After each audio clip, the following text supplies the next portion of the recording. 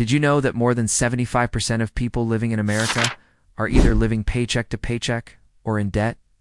So if you're feeling financially overwhelmed right now, then rest assured you're definitely not alone.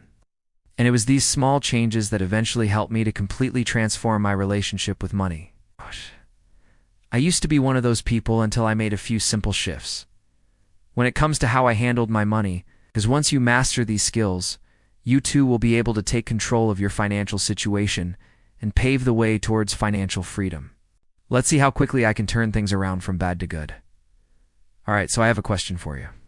How much do you think I spent on my last Uber Eats order? Is it $20, $30, maybe $40? Then we'll be able to free up more money that we can use towards paying off debt, investing in our future selves, or just having more money to enjoy life. See, we all have dreams, right? Like owning a home, traveling the world, or retiring early. We might want to save a lot of money, but we don't know where to start. We might want to pay off our debt, but we're unsure how to tackle it. Instead of focusing on the big picture, we can break down our goals into smaller, more manageable steps. This is what we call the small wins. Maybe you'll notice that you're spending too much on eating out or on impulse purchases. Once you're aware of your spending habits, you can start making changes to improve them. These are the big goals that we set for ourselves because they seem exciting and motivating. The idea behind cash envelopes is simple. You take a set amount of money each week or each month for different categories like groceries, gas, or entertainment. By setting up automatic transfers from your checking account to your savings account each month, you'll always have money saved up for emergencies or for future purchases. You can automate your savings by using your BankS online banking service or by using a budgeting app. There are lots of options out there. If you want to achieve financial success, then it's important to have goals that you're working towards. Instead of saying, I want to save more money, say, I want to save $1,000 by the end of the year. Or instead of saying, I want to make more money, say, I want to increase my income by 10% in the next 12 months. Once you have specific goals in mind, you can create a plan to achieve them.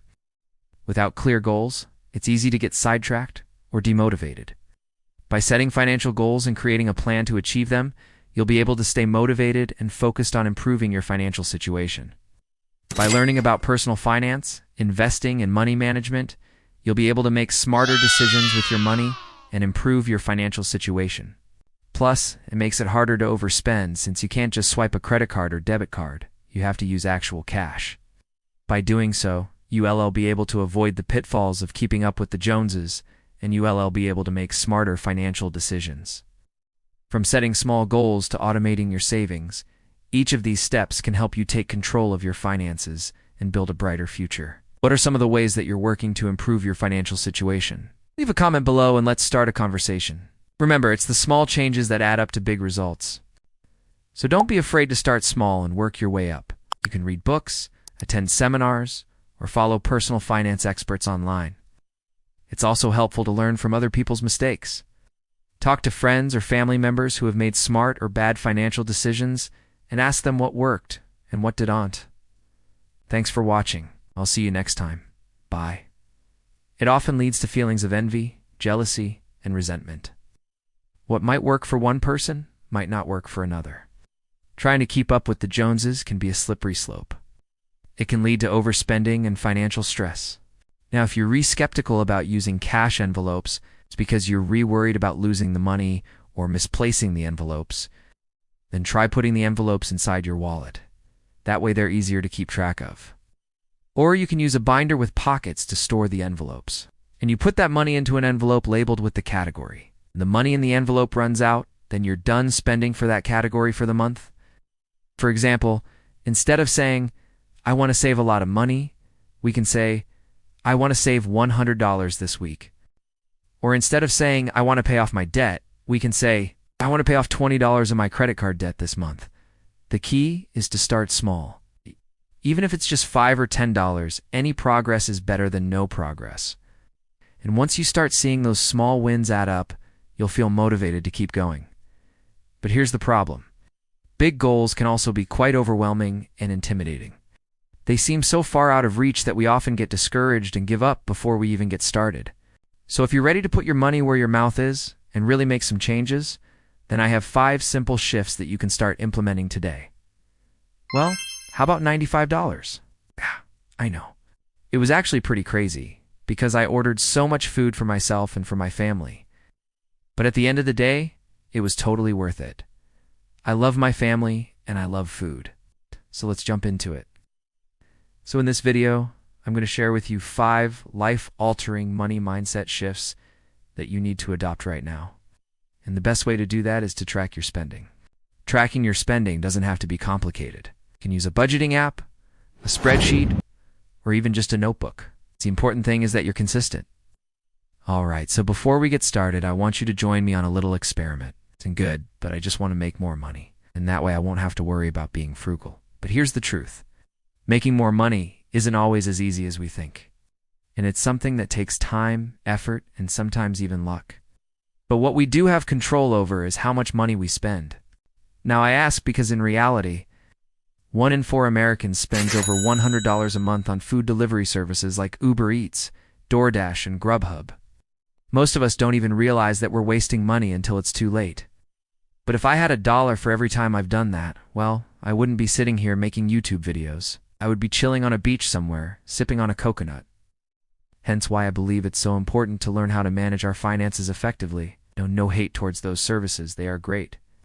But all that spending adds up. Like, did you know that the average American wastes over $1,600 every year on non-essential purchases? That's like 1.5 rent payments in the US. Crazy, right?